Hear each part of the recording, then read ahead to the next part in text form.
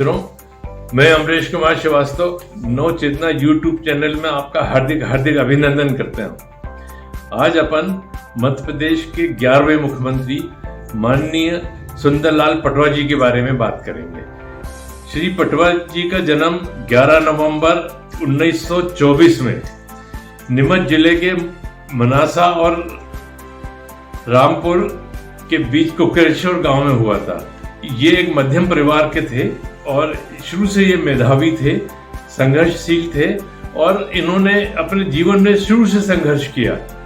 जब ये 1941 में इंदौर की राज्य प्रजा मंडल के सदस्य बने, 1942 में इन्होंने आरएसएस ज्वाइन की और ये उस वक्त उसके स्वयं सेवक बन गए और आरएसएस के लिए इन्होंने काम करना शुरू किया। 1947 से 1951 तक ये आरएसएस के विस्तारक रहे और विस्तारक के रूप में इन्होंने काम किया।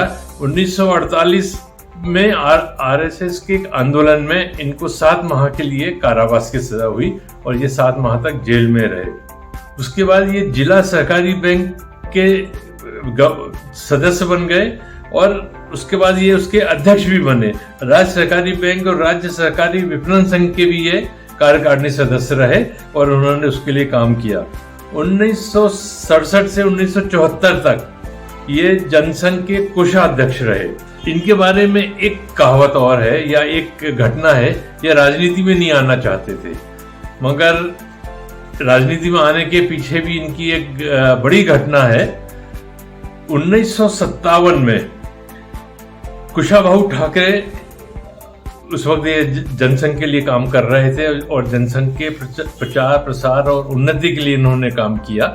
1957 में ये मनासा इनके गांव गए। वहां इनको पता लगा कि ये एक बहुत सक्रिय सदस्य हैं आरएसएस के, इसलिए इनको चुनाव लड़ाना चाहा उनने, मगर उन्होंने मना कर दिया और इसलिए बड़ी होशियारी से कुशाभाऊ ठाकरे जी ने इनका डमी फॉर्म भरवाया और उन्होंने कहा कि जो उनका कैंडिडेट जो मेन रहेगा वो रामचंद्र बसेर रहेंगे और दोनों ने एक साथ फॉर्म भरा और जब दोनों के फॉर्म वैलिड हो गए, वैध माने गए, तो इन्होंने कहा मैं अपना नाम वापस लेता हूं। जब इन्होंने कहा कि मैं अपना नाम वापस लेता हूं तो कार्यकर्ता लोगों ने बहुत ज्यादा अनुरोध किया, तब भी ये माने नहीं कि अब तो मैं चुनाव लड़ूंगा ही नहीं, मगर फिर आरएसएस के दबाव में ये चुनाव लड़े और जो रामचंद्र बसेर साहब थे उन्होंने अपना नाम विड्रॉ कर लिया।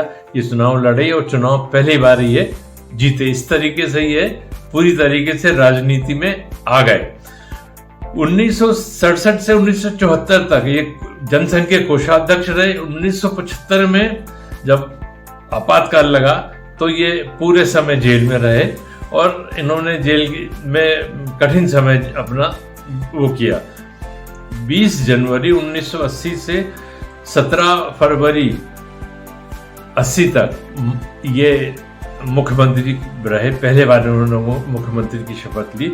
उसके बाद इन्होंने 5 मार्च 1990 से 15/12/1992 माने 15 दिसंबर 1992 तक ये दूसरी बार मुख्यमंत्री रहे। पहले बार ये मात्र बहुत कम समय के लिए रहे मुख्यमंत्री और कुछ ऐसा हुआ कि आप मान सकते हैं कि 29 दिन के लिए मुख्यमंत्री रहे। उसके बाद इंदिरा जी ने इनकी सरकार को बर्खास्त कर दिया और ये फिर से चुनाव में चले गए। 1957 के उपचुनाव में इनके लिए बड़ी ख्याति थी कि इन्होंने 1957 के लोकसभा चुनाव में इन्होंने कमलनाथ जी को हराया। कमलनाथ छिंदवाड़ा से हमेशा सांसद रहे। छिंदवाड़ा कांग्रेस के लिए का गढ़ था। छिंदवाड़ा इससे पहले कभी कांग्रेस हारी नहीं थी। 1977 में भी कांग्रेस पूरे उत्तर भारत में हार गई थी और एकमात्र सीट थी 1977 की जो छिंदवाड़ा की थी वो जीती थी कांग्रेस, मगर ये इन्होंने इस बार हरा के एक विस्फोट कर दिया। 1998 के चुनाव में मगर ये मध्यावधि चुनाव में जीते थे, मगर 1998 में ये कमलनाथ से पुनः हार गए। 1967 और 1972 के चुनाव में भी इनको हार का मुख देखना पड़ा। 1977 से 1985 तक ये सीहोर विधानसभा जो भोपाल के पास है जिला है, इससे ये विधायक रहे। उसके बाद 1997-98 में ये कमलनाथ को छिंदवाड़ा से इन्होंने हराया उसके बाद 98-99 में ये भोजपुर से विधायक रहे। इन्होंने अर्जुन सिंह के पुत्र राहुल भैया को ये चुनाव में इन्होंने हराया था और इनका नाम एक बार फिर राजनीति में धमाके से उभर के आया। एक कहावत है इनके लिए कि इन्होंने 10 को मारा और बाकी सब खुद ही सिलेंडर हो गए। ये बात है इंदौर की। इंदौर में एक बॉम्बे बाजार करके जगह है जहाँ एक बाला बेग का बहुत ज्यादा कब्जा था और इन्होंने उस कब्जे को हटाने के लिए पुलिस बल भेजा। उस वक्त वहाँ के जो एसपी थे वो अनिल दसवाना साहब थे। उन्होंने बड़ी फोर्स लगा करके उसको हटाने की कोशिश की, मगर उनको निशाना बना के ऊपर से एक पत्थर फेंका गया जो उनको तो नहीं लगा और उनके बाजू में खड़े उनके गनमैन छेदीलाल जी को लगा और उनकी तत्काल मृत्यु हो गई। इसके बाद उन्होंने बाला बेग को गिरफ्तार किया। बाला बेग का उन्होंने जुलूस निकाला पूरे इंदौर शहर में और उससे ये हुआ कि जो इंक्रोचमेंट करने वाले थे, जो अतिक्रमण करने वाले थे और दादागिरी करते थे, वो सब बैकफुट पे आ गए और ये समझ गए कि अब उनकी दाल नहीं गलेगी। उस वक्त बाबूलाल गौर को, जिनको बुलडोजर मिनिस्टर भी कहा जाता था, इन्होंने पूरे प्रदेश में इंक्रोचमेंट हटाया और उसका नतीजा ये हुआ कि इन्होंने केवल 8-10 लोगों पर कार्रवाई की, बाकी लोग खुद ही हट गए और उससे इनका एक नाम बहुत ज्यादा हुआ कि इन्होंने एक प्रदेश को स्वच्छ साफ किया। उस वक्त की बात है जब वन भूमि पे पट्टा नहीं दिया जाता था। इन्होंने कुछ लोगों को पट्टा देने की कोशिश की, मगर ये वन भूमि पे आदिवासियों को पट्टा देने में सफल हो गए और इन्होंने उस पट्टा दिया, मगर उसके साथ जो आदिवासियों को शराब बनाने की छूट थी वो इन्होंने बंद करके ठेकेदारों को दे दिया, जिससे इनका बहुत ज्यादा विरोध हुआ और उससे आदिवासियों को भी नुकसान हुआ, क्योंकि आदिवासी जो थे उनके धार्मिक प्रवृत्तियों के हिसाब से, धार्मिक कुरीतियों के हिसाब से वो शराब बनाया करते थे और पिया करते थे, पर इसका उनका बहुत ज्यादा इनको विरोध कर इनको सामना करना पड़ा।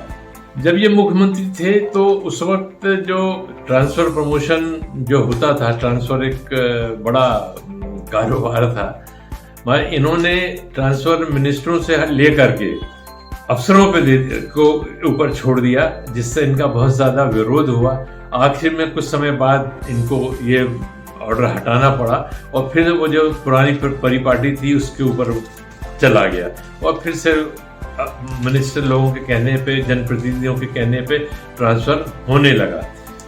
1998 में के बाद ये धीरे धीरे करके केंद्र की राजनीति में आए और केंद्र में ये भोपाल लोकसभा से ये चुनाव जीते। उसके बाद ये सेंटर में मिनिस्टर भी रहे, अटल बिहारी वाजपेयी के मंत्रिमंडल में ये मिनिस्टर भी रहे। 6 दिसंबर 1992 में जब बाबरी मस्जिद का ढा दी गई तो हिंदू मुस्लिम राइट हुए, बहुत ज़्यादा उन्माद था उस वक्त। भोपाल अकेले में मध्य प्रदेश में सबसे ज़्यादा रक्तपात हुआ और ऐसा अनुमान है कि करीब 140 लोगों की हत्या हुई उस वक्त। उस केस में इनकी जो सरकार थी वो बर्खास्त कर दी गई और फिर से ही चुनाव हुए और उस बार बीजेपी हार गई और कांग्रेस फिर से सत्ता में आ गई। ये 1999 से 2004 तक ये होशंगाबाद लोकसभा से ये एमपी रहे और होशंगाबाद से ये जीते। पहले ये भोपाल से जीते, फिर ये होशंगाबाद से जीते। उसके बाद धीरे धीरे करके ये राजनीति से बाहर होते चले गए और 28 दिसंबर 1916 में इन्होंने कुकेश्वर में अंतिम सांस ली और इनका देहांत हो गया और भारत माँ ने अपना एक सपूत हमेशा हमेशा के लिए खो दिया। मित्रों, अगर मेरा ये YouTube चैनल आपको पसंद आया हो तो कृपया लाइक करें, सब्सक्राइब करें ताकि मेरा उत्साह बढ़ सके। धन्यवाद।